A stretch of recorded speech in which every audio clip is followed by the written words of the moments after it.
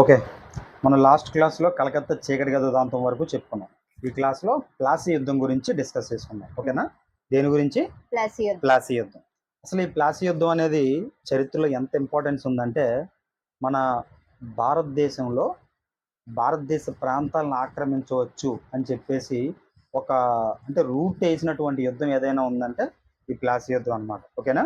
ప్లాసీ యుద్ధం ఎప్పుడు జరిగింది అనంటే 1757 జూన్ 23న జరిగింది. ప్లాసీ యుద్ధం ఎప్పుడు జరిగింది? 1757 జూన్ 23న జరిగింది. ఓకేనా? అయితే ఈ ప్లాసీ యుద్ధం అసలు ఎవరెవరికి మధ్య జరిగింది అనేది చూద్దాం. Siraj-ud-Daulah and Robert Clive. ఎవరు ఈ సిరాజుద్దౌలా? బెంగాల్ పాలకుడు అనమాట. మనకు ఇప్పుడు బెంగాల్ ఉందా? ఆ బెంగాల్తో పాటు బెంగాల్ అంటే ఇప్పుడు బెంగాల్ కాదు, అప్పుడు బెంగాల్లో వెస్ట్ బెంగాలు, బీహారు, ఒరిస్సా ఈ ప్రాంతాలన్నీ కలిపి ఏకంగా బెంగాల్ అని పిలిచేవాళ్ళు అనమాట. అప్పుడు ఆ బెంగాల్ పరిపాలించేటటువంటి రాజు ఎవరు అంటే సిరాజుద్దౌలా. ఎవరు? సిరాజుద్దౌలా. బ్రిటిష్ అధికారి ఎవడు?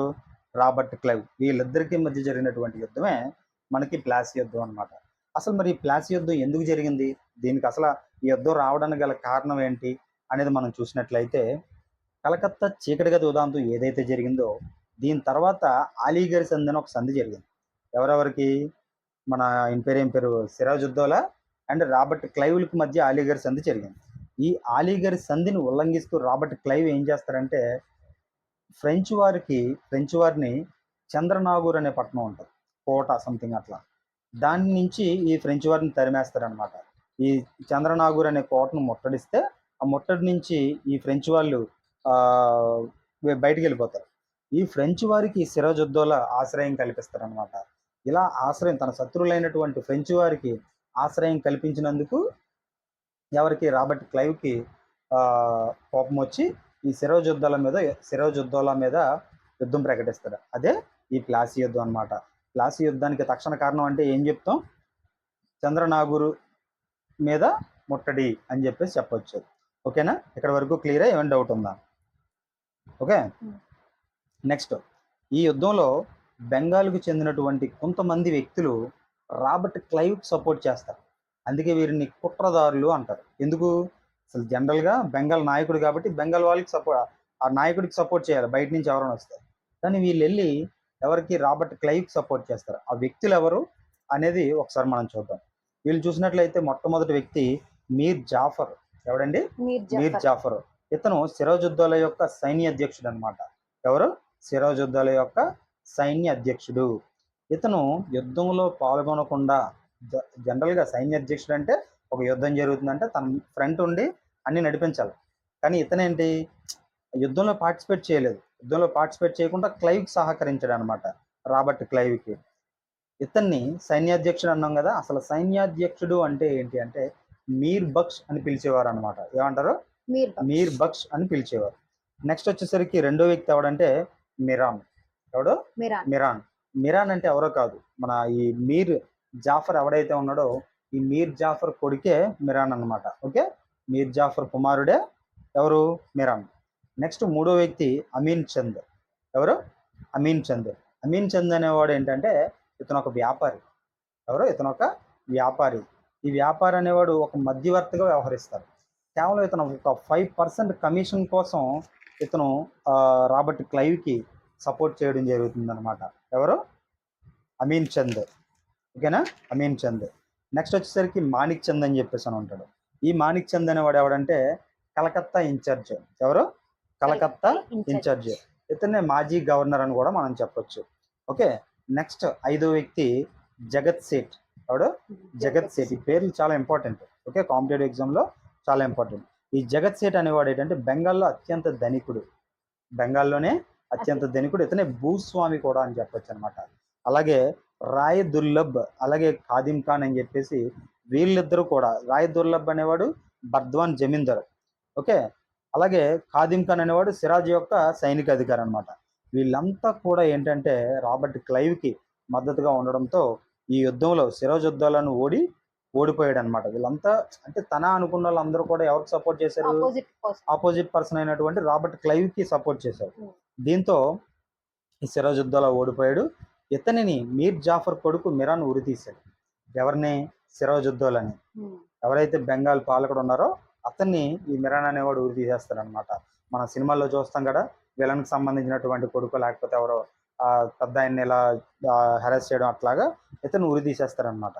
నెక్స్ట్ అయితే సిరాజుద్దౌలా తరపున మీర్ మదన్ మోహన్ లాల్, ఎవరండి? మీర్ మదన్ అండ్ మోహన్ లాల్, వీళ్ళిద్దరూ కూడా సిరాజుద్దౌలా తరపున వీరోచితంగా పోరాడి సిరాజుద్దౌలా తరపున తన నాయకుడు బెంగాల్ పాలకుడు తరపున నిలబడి ప్రాణాలు అర్పించడం జరుగుతుంది అనమాట.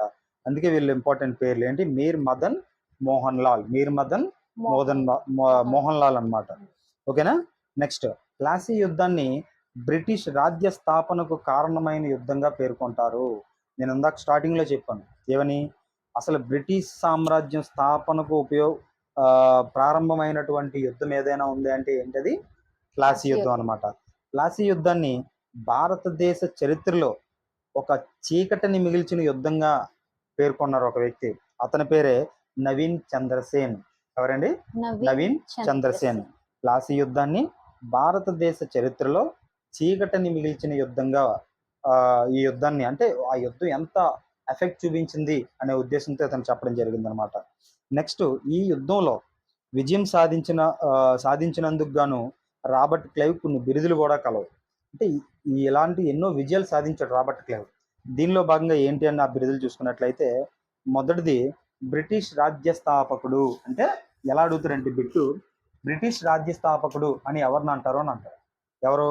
Robert Clive. ఓకేనా? అలాగే బెంగాల్ పులి అని కూడా ఎవరిని అంటారు? Robert Clive. అలాగే ఆర్కాట్ వీరుడు అంటాడు. మనం కర్ణాటక యుద్ధాలప్పుడు మాట్లాడుకున్నాం ఆర్కాట్ ప్రాంతాన్ని ఎలా పొందాడు రాబర్ట్ క్లైవ్ వచ్చిన తర్వాత అనేసి. అందుకే అతనికి ఆర్కాట్ వీరుడు అనే బిరుదు కూడా వచ్చింది. ఓకే. నెక్స్ట్ దివి నుండి భువికి వచ్చిన సేనాని అని ఒక వ్యక్తి అన్నాడు. ఎవరు ఈ బిరుదు ఇచ్చింది? ఎవరంటే విలియం పిట్. ఎవరండి? విలియం పిట్ అనేవాడు ఏమన్నాడు?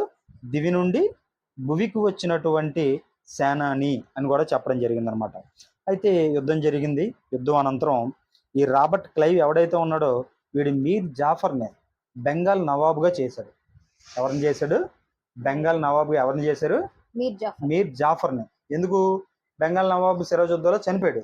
మీర్ జాఫర్ మరి సపోర్ట్ చేశాడు కాబట్టి ఈయన తీసుకెళ్లి నవాబుగా చేశారు.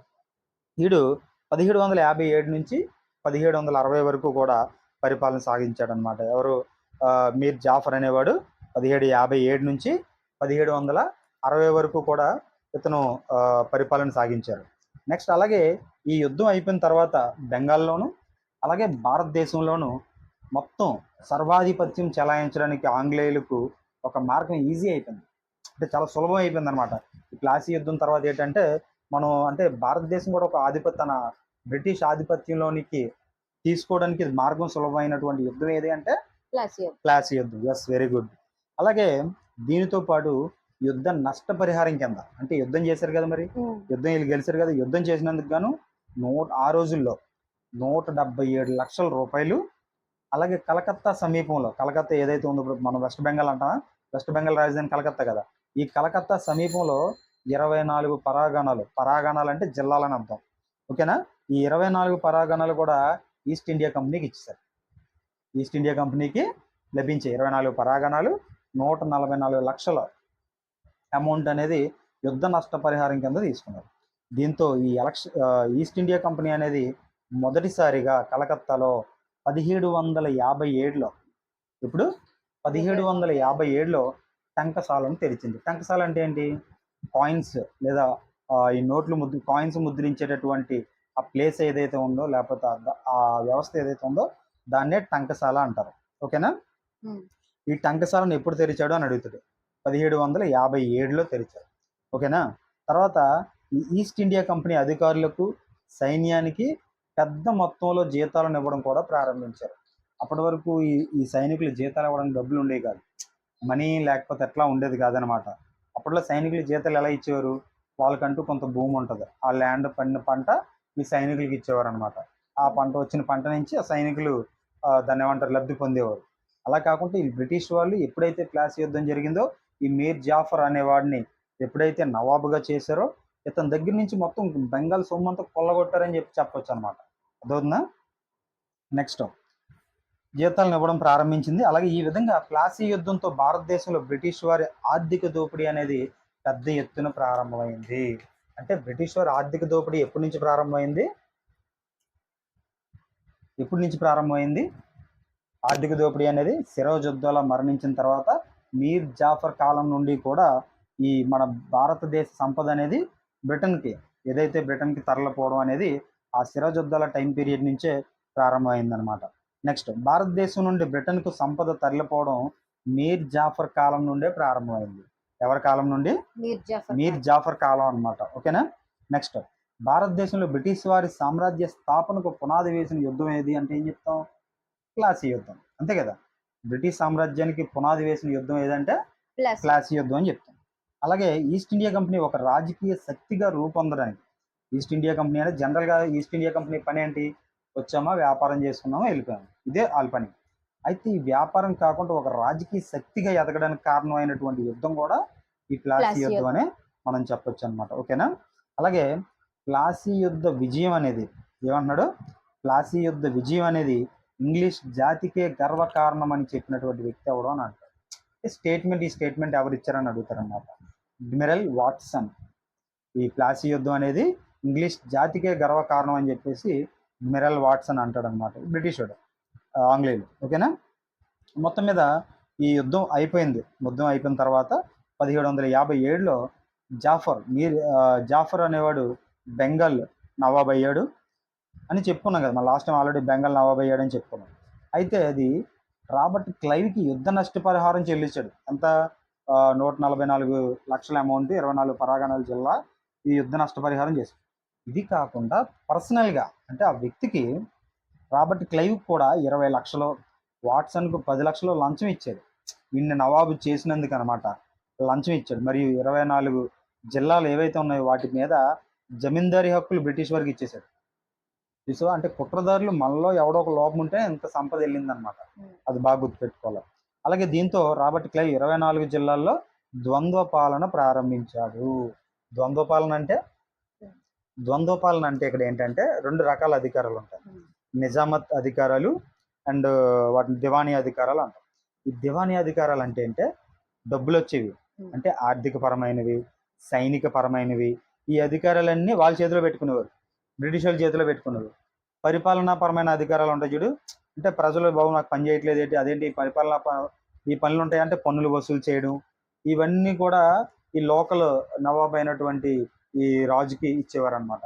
దీంతో ఈ బెంగాల్ ఎవరైతే నవాబు ఉన్నాడో అతని మీద తీవ్ర వ్యతిరేకత వచ్చేసింది. అంతే కదా, ప్రజలు మాకు ఈ పని రోడ్లు వేయట్లేదు ఏంటి, లేకపోతే అది జరగట్లేదు ఏంటి, ఇది మాకు పంటలు పండట్లేదు, ఇలా గోల పెడతారు కదా. బ్రిటిష్ వాళ్ళు దారుణంగా దోచేసుకునేవారు. ఈ విధంగా ఈ అధికారాలని మొత్తం ఈ ఏదైతే ప్రాంతం ఉందో అక్కడ ఈ ద్వంద్వ పాలన అనేది ప్రవేశపెట్టారు. దీని తర్వాత 24 దీన్నే దో అమీర్ పద్ధతి అని అంటారు. దో అమీర్ పద్ధతి అని అంటే ఏంటి? దో అమీర్ పద్ధతి అని అంటే ఈ అధికారాల విభజన అనమాట. ఈ అధికారాలు ఏవైతే చేశారో ఈ ద్వంద్వ పాలన విధించారని చెప్పామా, దీన్నే దో అమీర్ పద్ధతి అని అంటారు అనమాట. దీనినే ఆర్థిక, సైనిక అధికారాలు బ్రిటిష్ వారి చేతిలోను, వీటిని దివానీ అధికారాలు అంటారు. ఏమంటారు? దివానీ అధికారాలు అంటారు. అలాగే పరిపాలన, న్యాయ అధికారాలు మాత్రం స్థానిక రాజు అయినటువంటి మీర్ జాఫర్ చేతిలో ఉంటాయి. చెప్పుకున్నాం కదా, అదే ఆల్రెడీ డిస్కస్ చేసాం. వీటిని మనం ఏమంటాం అంటే నిజామత్ అధికారాలు అని అంటాం. ఏమంటాం? నిజామత్ అధికారాలు అంటాం.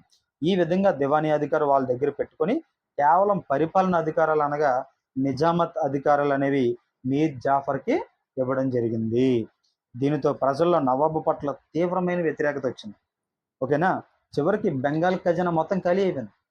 అలాంటి పరిస్థితి ఏర్పడింది అనమాట. ఆ టైంలోనే ఖాళీ అయిపోవడం చేత ఇంకా బహుమానాలు ఇవ్వడం ఇంకా ఆడికి అర్థమైపోయింది మీర్ జాఫర్కి, వీళ్ళు బ్రిటిష్ వాళ్ళు మొత్తం లూటీ చేసేస్తున్నారు, ఇంకా ఖజానా చూస్తే ఖాళీ అయిపోయింది, ప్రజలు చూస్తే ఇబ్బంది పడుతున్నారు, మేము ఇంకా బహుమానాలు ఇవ్వడానికి అవ్వదు అని చెప్పేసి మీర్ జాఫర్ చెప్పడంతో బ్రిటిష్ వాళ్ళకి అండ్ మీర్ జాఫర్కి మధ్య వివాదాలు స్టార్ట్ అయినాయి అనమాట ఇక్కడి నుంచి. అలా ఇదే విధంగా మీర్ జాఫర్ను దారుణంగా దోచుకున్నారు బ్రిటిష్ వాళ్ళు. ఇంకో ఒక రైతుని కాదనమాట, ఇంకా ఎవడొస్తారు ఇంకా అలాగే. దాని తర్వాత మాలీసన్ అనే చరిత్రకారుడు దీని గురించి ఏం చెప్తారంటే, బెంగాల్ను బంగారు సంచిలా చూపించారు. ఎలాగా? ఒక బంగారు సంచిలా చూపించారు. బ్రిటిష్ వారు జలగల పీల్చి పిప్పి చేశారని పేర్కొన్నాడు. అంటే చూడు, బెంగాల్లో ఆ ప్రాంతాన్ని ఏ విధంగా బ్రిటిషర్లు లాక్కున్నారో ఆ చరిత్రగాడి యొక్క మాటలను బట్టి మనం అర్థం చేసుకోవచ్చు అనమాట. దీని తర్వాత బహుమానాలు నిరాకరించడం, ఇతను నిరాకరించడంతో ఇతడిని తొలగించి ఇతను అల్లుడైనటువంటి మీర్ కాసిం తీసుకొచ్చి పెడతాడు.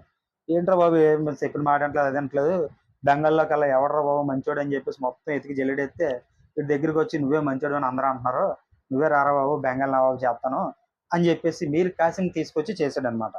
బెంగాల్ నవాబుగా చేశాడు. దీన్నే చరిత్రలో ఏమంటారంటే 1760వ విప్లవంగా ప్రసిద్ధికి ఎక్కింది ఇది. ఓకే, ఇలా మీర్ కాసిం నవాబ్ అయ్యాడు. మరి మీర్ కాసిం నవాబ్ ఎప్పుడయ్యాడు? 1760లో అయ్యి 1763 వరకు ఇతను ఉన్నాడు అనమాట నవాబ్గా. ఇప్పుడు మీర్ కాసిం టైంలో ఎలా జరిగింది, బ్రిటిష్ వాళ్ళు ఎలా బిహేవ్ చేశారు, దానికి మీర్ కాసిం ఎలా ఉన్నాడు అనేది ఒకసారి చూద్దాం. అయితే తనని నవాబు చేసినందుకు గాను మరి వీడు మన నవాబు ఏమి లేకుండా డైరెక్ట్గా నవాబు చేస్తాడు కదా, మరి బ్రిటిష్ వాళ్ళకి ఏదో ముఠ చెప్పుకోవాలి కదా. అందుకని బ్రిటిష్ వారికి ఏదైనా ముడుపులు చెల్లించుకోవాలి కదా. మరి ఇతడు ఏం చేశాడో చూద్దాం.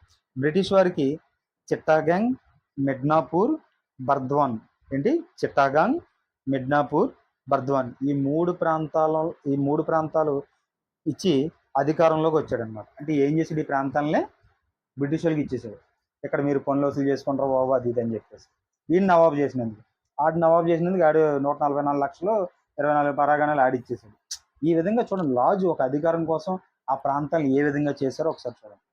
అలాగే ఈ అధికారంలోకి వచ్చారు కదా, కానీ వచ్చిన కొన్ని రోజులకి బ్రిటిష్ వారి యొక్క ఆధిపత్యం, వారి దోపిడీ విధానం క్లియర్గా అర్థమైపోయింది. ఎందుకంటే యువకుడు, పెద్ద ఏజ్డ్ పర్సన్ కాదు, యువకుడు, ఎలా అల్లుడు, కొంచెం సమర్థవంతమైన పాలకుడు, దీంతో ఏంటి వీళ్ళు ఆధిపత్యం ఏంటి, వీళ్ళు వ్యాపారం కోసం వచ్చి నా మీద ఎక్కడం ఏంటి, వీళ్ళు ఎలా బిహేవ్ చేస్తున్నారు ఏంటి, ఇవన్నీ అబ్జర్వ్ చేసినటువంటి ఈ మీర్ కాసిం అనేవాడు ఆలోచించి వీళ్ళకి ఎలా కాదు, పరిపాలన నుంచి వీళ్ళు దూరంగా ఉండాలి, వీళ్ళు చేయి మనకు ఉండకూడదు అని చెప్పేసి, బ్రిటిష్ వారి జోక్యం పరిపాలన ఉండకూడదు అని చెప్పి తన రాజధానిని ముర్షిదాబాద్, ఎక్కడి నుంచి అండి, ముర్షిదాబాద్ నుండి మంగీర్కు మారుస్తాడు. చూడండి, బెంగాల్ రాజధాని ముర్షిదాబాద్ నుండి మంగీర్కి ఎవరు మార్చారు అని అడుగుతారు. మీర్ కాసిం మార్చాడు. ఎందుకు మార్చాడంటే బ్రిటిష్ వారి యొక్క ఆధిపత్యం ఉండకూడదు అని చెప్పేసి. ఓకేనా. ఇతడు భారత వర్తకులపై పన్నులు రద్దు చేశాడు. ఇదేంటి, నవాబు ఒక పక్క చూస్తే ప్రజలు ఇబ్బంది పడుతున్నారు, వ్యాపారస్తులకు వ్యాపారాలు లేవని చెప్పి ఇతను తెలివిగా ఆలోచించి వర్తకులపై పన్నులు ఏవైతే ఉన్నాడో పన్నులు రద్దు చేస్తారనమాట. బెంగాల్ సైన్యానికి ఐరోపా సైనికుల వలె శిక్షణ కూడా ఇప్పించాడు. ఇవన్నీ పైనుంచి బ్రిటిష్ వాళ్ళు గమనిస్తున్నారు. ఏట్రా వీడు మంచోడు అని చెప్పేసి కూర్చోబెడితే వీడేమో సైనిక శిక్షణ ఇస్తున్నాడు, ఆ వ్యాపారస్తులకేమో పన్నులు కట్టవసరం లేదని చెప్పేసి పన్నులు రద్దు చేస్తున్నాడు. ఇవన్నీ బ్రిటిష్ ఆధిపత్యాన్ని వ్యతిరేకించాడు అనమాట కంప్లీట్గా. దీన్ని వ్యతిరేకించడంతో అబ్బాయి ఇలా ఇది కరెక్ట్ కాదు, మళ్ళీ ఆ ముందోడి దగ్గరికి వెళ్ళాడు. ఎవడో మీర్ జాఫర్ దగ్గరికి వెళ్ళి, మేము సారీ అండి మిమ్మల్ని అనవసరంగా తొలగించాము, బెంగాల్లో కల్లా అత్యంత మంచోడు ఎవరని చూస్తే మీ పేరే చెప్తున్నారు అందరూ అని చెప్పేసి మళ్ళీ మీరే రండి అని చెప్పి తీసుకొచ్చి కూర్చోబెట్టారనమాట.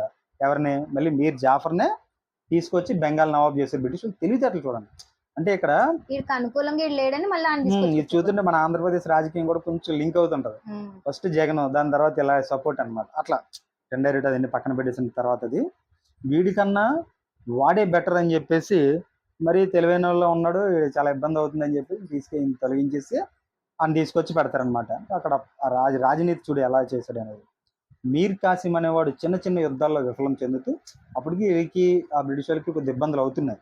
దీంట్లో విఫలం చెంది ఉత్తరప్రదేశ్ పారిపోతాడు. ఉత్తరప్రదేశ్ అంటే అప్పుడు దాన్ని ఏమన్నారంటే అవధ్ అని పిలిచేవారు. ఈ అవధ్కి పారిపోతాడు అనమాట. ఈ అవధ్కి పారిపోతే తర్వాత కాలంలో ఈ మీర్ కాసిము, అలాగే అవధ్ పాలకుడు అని ఉంటాడు. అక్కడ గాజీ ఉద్దౌలా వీడికి సహాయం చేసిన వ్యక్తి అనమాట. గాజీ ఉద్దౌలా.